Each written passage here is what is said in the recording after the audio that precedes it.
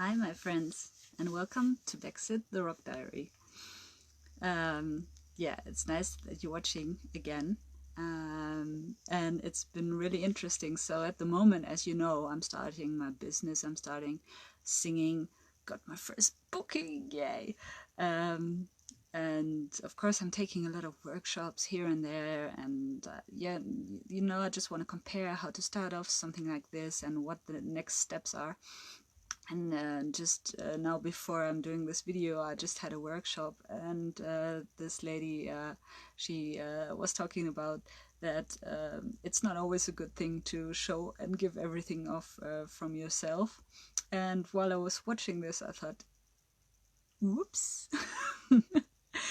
But yeah, but I'm sure there's always a difference in people. For me, it's just my way. I'm doing this naturally. Even if I'm not making videos, I'm still telling everyone exactly what I did. And I think sometimes it's really good, because most of the time, you know, I had a really extraordinary, very interesting. Oh, hi. Yeah, I'm not gonna say names because maybe I'm using those videos later. But hello. Yeah, say hi to me if you like. Yeah, but I had a really extraordinary life, and you know, what's the use of it if you don't share it, if you don't talk about it? And very often I tell people something and they think, wow, and how did you manage, and how did you do this, and how did you do that, and I wish I was, you know. And I've got the same when I talk to people. I love it when people are open and they tell me what they've done wrong in their life. You know, this is what interests me about the people. So here we are. The dark past is going on. So I don't know, I hope you've been watching the last video.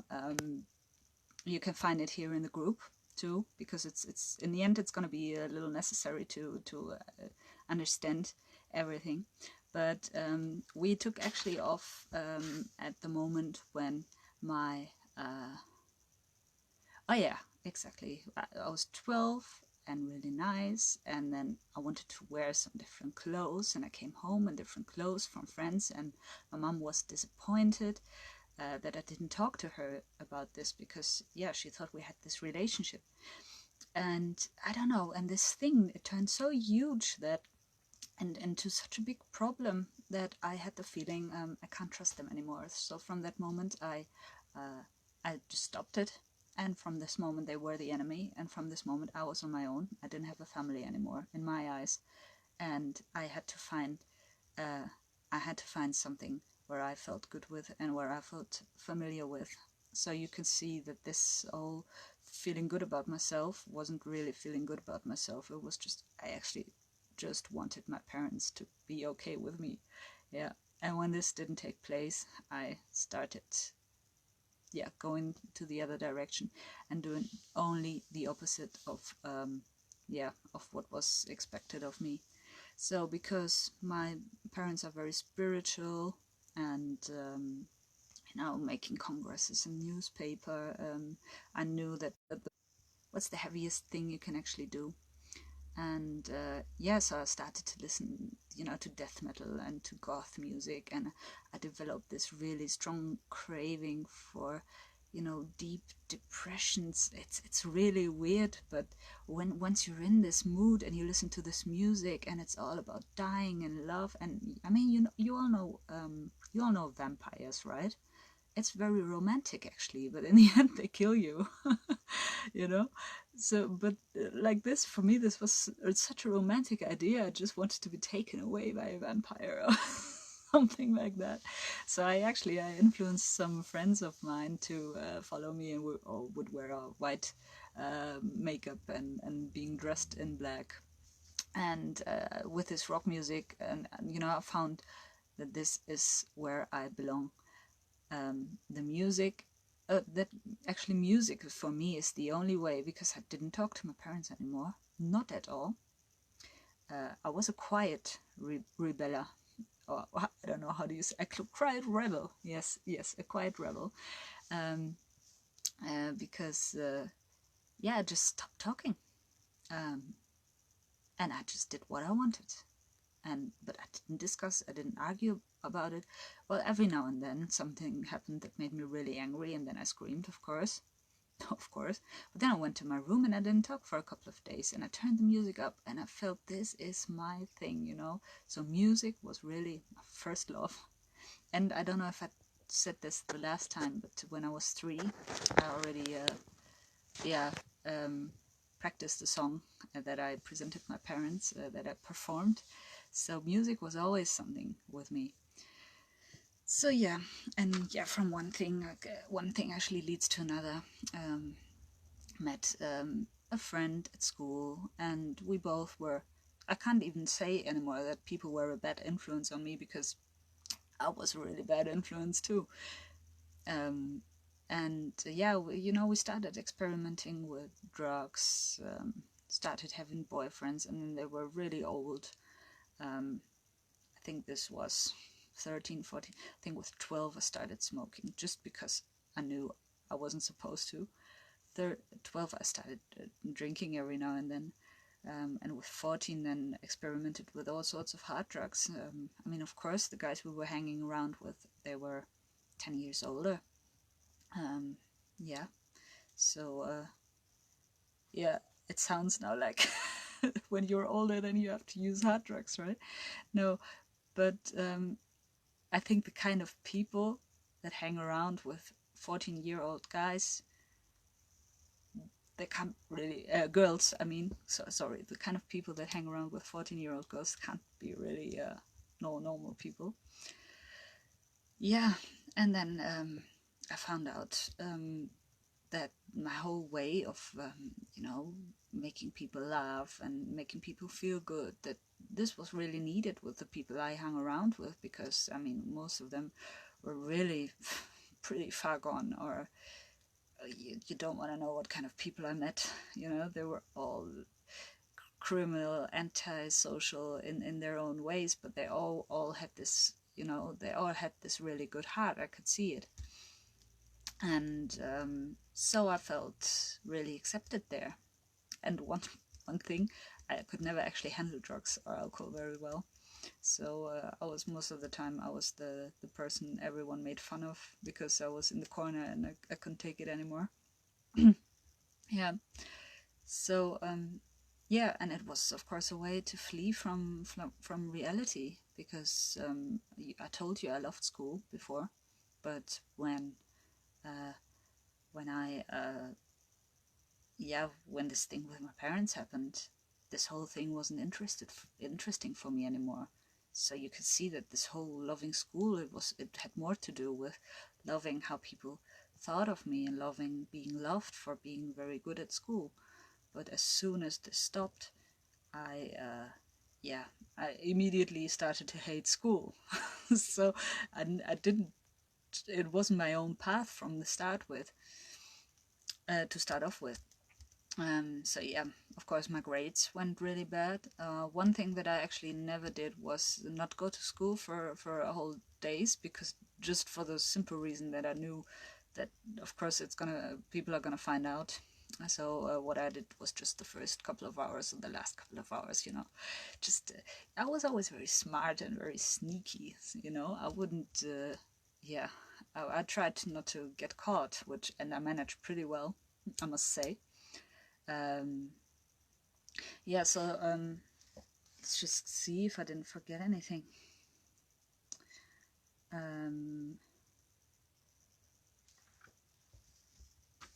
Yeah, oh yeah, and I think since I was 13 or 14, I started to write everything in my journal, and this journal, I've still got it, and it looks like I was totally depressed. It looks like I'm totally depressed. It looked like I was taking drugs every day, and this whole music with loving death and everything. I've been writing in this, being really melancholy and really, dramatic about everything. Yeah, and this diary my parents found when I was 16, and they thought, oh my God, our daughter Rebecca, she is a drug addict and she's totally going on the wrong path. While I still felt, I still felt pretty okay. because I was doing pretty much what I liked at this point, and didn't think about my future or anything. So yeah. So yeah, what they did, they had the alarm bells, of course, going off, and they thought, shit, what can we do about this? So they were really like, how can we help you? What can we do? And I thought, actually nothing, because for me, they were still, you know, they were not really my parents anymore.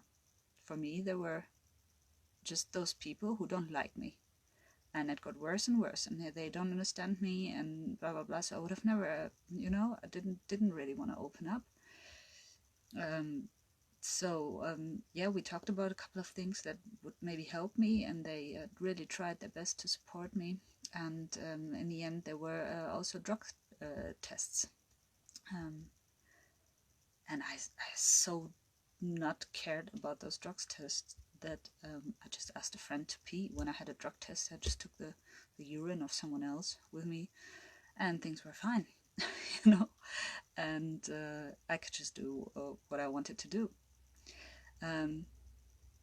But there was still a little changing point, because my grades actually got so bad that I couldn't stay at this school. You know, this was one of the highest, one of the best schools. Can't explain the German system now, but it was a really, really good school. And the last 3 years were, I don't know how to explain this, but in the end, it was easier for me to leave school and go to a school that is more based on a profession, on actually working skills. And it was based on social skills, and so it was some kind of social direction. Yeah, and I had to work for a year next to school. So yeah, so, and what did I pick? Because I had so much experience with all those criminals around me. So I thought, well, it would be really nice to become a youth probation officer. So I've done this for a year, and I think I'm really good at it, because I was just, you know, it was just my thing. And actually going to a school that was lower than the school before, again, made me best in the class. So, or one of the best. I wasn't, when I was young, I was the best, but then I was maybe second best or something like that, or third best. Without doing anything. I didn't have to do anything for school. So this actually gave me a push in a good way again. And then I started to become, I started to get those nightmares from certain drugs. And yeah, in a dream, I met a man in a dream who told me which drugs I can't deal with. So I just stopped taking them, or I took them a lot less. And then those dreams got less. And, you know, so by myself, I got my way back on the track. And yeah, I always knew this, so I could never understand. So when you are parents, I respect you so much, because if I would have a child that tells me when she's 12, 13, 14, that she can actually decide about her own life, I would, you know, I would advise, or I would say, of course you can't. You don't have the overview. But I had the feeling, and I still have the feeling, that, you know, that I could, and no one needed to protect me. And this is so difficult when you're in a parent situation, to actually find the right way to deal with this. Because you can only go wrong. So as soon as you say no to me, you know, I want it even more, and I'm gonna do it even more. So yeah, just see the time, and yeah, I'm stopping with my storytelling for today. Yeah, I just have to talk. Yeah, probably the Germans are not around anymore anyway. I wanted to still talk to the Germans next time and tell them that yeah, every now and then I'm gonna post something in German. I'm already doing that, but yeah, it's just more English people here, more English speaking people, so it would would be no good to do it in German. But yeah, so yay, we're gonna have one more dark past until finally the light past and the present is gonna come through. But yeah, you can look forward to next week. Next week we're probably, hopefully, reaching it. Yeah, and I would be happy if next time you're gonna watch me again. And of course tomorrow, again, I've got my song that I'm going to perform for you, and it would be really nice if you would be a little bit more active every now and then. Yeah, when I post something in the group, I'll try to build up the group's dynamic. Hello, group's dynamic. Yeah. But okay, glad that you've watched, and bye bye, see you next time.